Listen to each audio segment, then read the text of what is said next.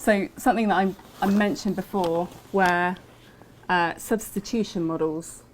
And so I was talking about these variants at a particular location. So you can see here that this has a different base to all of these, which is fine. And that's the principle for looking at differences in order to make a tree. But actually, phylogeneticists want to make it a little bit more complicated than that, because it's not as simple as saying, well, that's substituted to that. So that base, that nucleotide, has changed to that nucleotide. Because actually, in the course of evolution, some nucleotides are more likely to change into other nucleotides than others. Does that make sense? So, you know, in DNA, you have your A's and your T's together, and you have your C's and your G's. So they're less likely, that's a transversion, they're less likely to change into each other. You're less likely to get a C changing into a G or an A changing into a T, and vice versa. You're more likely to get an A changing into a C or a T changing into a G, because they're the same type of nucleotide. They're purines and pyrimidines. So when you take that into account, there is a bias to do with mutation. So you don't just get random mutations. There is a bias between what kind of nucleotide they can turn into. And so substitution models take this into account. But yeah, so basically substitution models take that into account, and they also take into account that you could have a mutation where you change an A into a G, but because we're talking about maybe hundreds or thousands of years, a G could go back into an A as well, and that might be more likely. And so it takes that into account.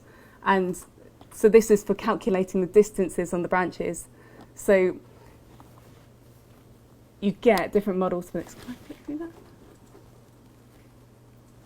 Yeah, so this is what I was saying. Not all mutations are equal. So you get transversions, which are the less likely ones to happen, which is like here, an A to a T, because they're the pairs. And you get,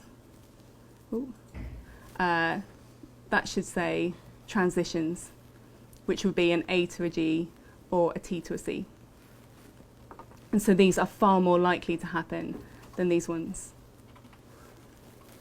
And when you take them into account, you get these different substitution models, and there are loads of different substitution models. And you have to basically, I think Sam will talk about this a bit more, but when you try and make a tree or something like that, you try different substitution models and you see which one explains your data best. Sam will explain this in more detail, but all you need to know is that mutations happen at different rates, and there's biases for certain mutations, and it depends on your data. It depends on the genomes that you're looking at. The biases change. And the other thing that you need to consider is bootstrapping for phylogenetic trees. So we're going to have a go at making a tree in a minute, but when you make a phylogenetic tree, you want to see how confident you are that you have a particular branch. So say you've got a tree here.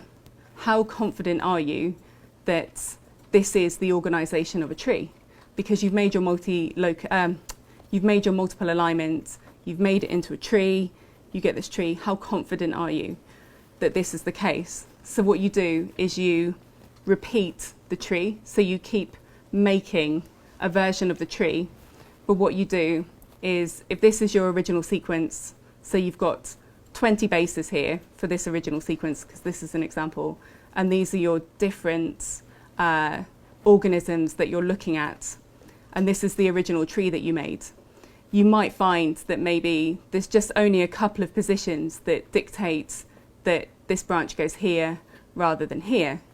And so what you do is you say, okay, well, there's 20 bases, 20 positions, but I'm going to randomly select columns. So you randomly select from here, you make sure that there's 20, but in theory you could have all of them as column 1, although that's unlikely because it's randomly selected. And then you make trees based on that. And the idea of that is that if there's just a couple of bases that seem to influence it, by randomly selecting this and bootstrapping it, so repeating this I don't know, 100 times or 1,000 times, you should be able to see how many times the tree comes out the same way. And so once you've done these replications, so you've made this tree with different pieces of data, so randomly selected pieces of data, you should get a confidence. So it says if you do a bootstrap 100 times or 1,000 times, it gives you a percent. So 75% of the time, you get this branch. So you could say quite confidently that this is probably right. And that's quite important in phylogenetic trees, because sometimes you'll make a tree and you see this branch and you think, oh, this is amazing. This is showing exactly what I want to show. This shows the source of an outbreak. And then you look at the bootstrap value and it's 10%. And that means that only 10% of the time, when you randomly select these columns, that this is actually the organization you get. It means that actually you can't be that confident. Okay, so we're on to the next practical. We're going to try and make a tree. We're going to decide if a dentist is guilty or not. So basically, in the 1990s, there was a case where a dentist who was HIV positive was accused of transmitting HIV to his patients, which is pretty bad. And so they sequenced the virus from the dentist and from all of the people that had contracted HIV that were his patients. And then they made this into a phylogenetic tree to see if he was actually guilty or not of transmitting HIV to his patients. So we're going to see if you can figure out if he's guilty or not.